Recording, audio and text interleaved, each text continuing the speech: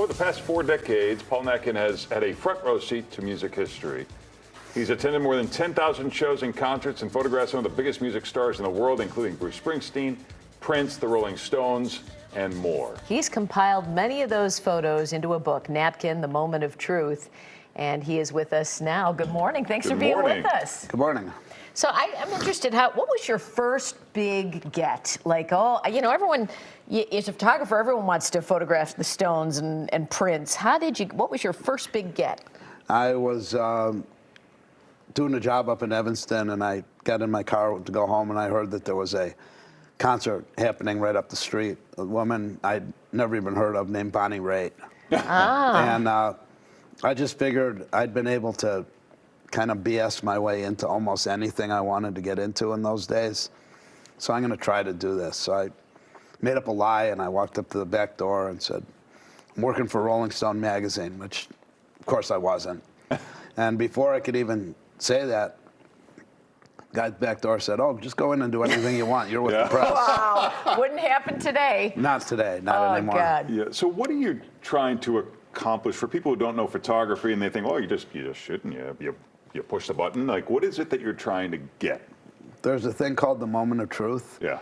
Or there was a guy named Cartier-Bresson, who was a French photographer, who came up with this idea of the decisive moment, which is in any event, there's one moment that's the most important one. Yeah. Yeah.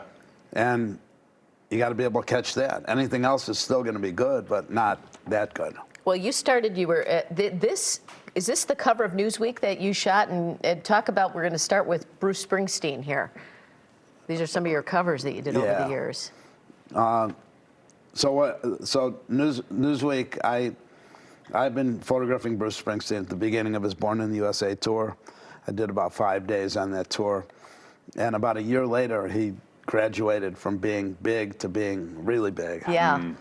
And Newsweek called me up. They said, hey, we're doing a big article about him. And they used your picture. Well, they asked me for a bunch of pictures to look at. Yeah. And I had no idea if they were asking 10 people or just me. So I sent them a bunch of pictures, and the following Monday I got a call saying your picture's on the cover of Newsweek. Wow. Which is the biggest. Yeah. Newsweek and Time are the biggest things you could be a part of. So do you find that you can anticipate that moment, or do you find that you capture it by luck, or what? Combination of the two. There are certain things, if somebody climbs up on something, Yeah. there are only two ways for them to get down. They're either going to look really dumb or they're going to look really smart. Yeah. Right. So you know they're going to jump, so you just have to be ready for it. 80s, you did a lot of stuff in the 80s. We saw Madonna, we saw Prince there. We have Ozzy Osbourne here as a famous one, too. If we're going to show that, I know we're scrolling through a bunch of pictures here. Do you get to interact with them much? Sometimes I do. A lot of times I'm shooting off-stage pictures. Sometimes I'm going out on the road with them for a couple of days. Most of the time I'm just going to a concert, standing in front of the stage, shooting, going home. Yeah. And nowadays, I would think, with everyone having an iPhone, everyone thinks they're a photographer, and everyone thinks they can do it. So what is the difference? How do you sell yourself to artists now and say that you can capture something that their grandma or their uncle can't, standing in the stage? I basically don't. You don't? No, I stay home and watch TV. Well, what is the professional photographer, that likes to photograph bands? Are they just battling I don't think it's possible. Wow. It's kind of over. Yeah. I make my living by licensing photos that I took 20 years ago. Wow. Not so much what I shoot today. Yeah. Tell us about Prince's birthday party.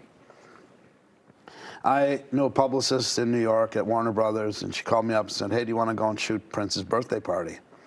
And I thought I'd be one of like 100 photographers there. But I figured at that point you could buy a round-trip plane ticket to Minneapolis for $100. Yeah. I figured it was worth a shot.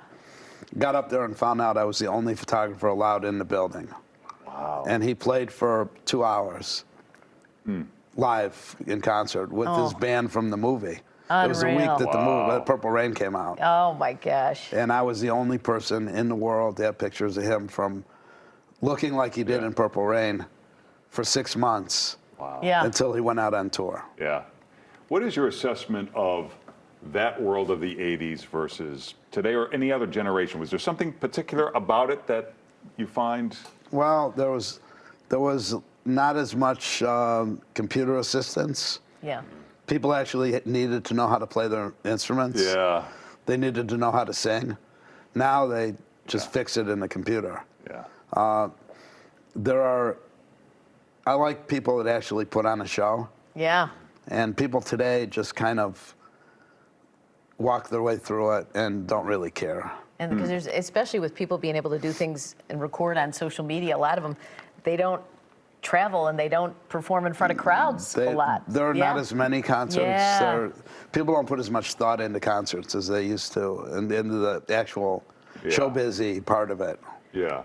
Taylor Swift has to be the exception. I know you're a Swiftie from way back. I am not, but I admire what she does. Yeah. And she puts on a really great show. Yeah.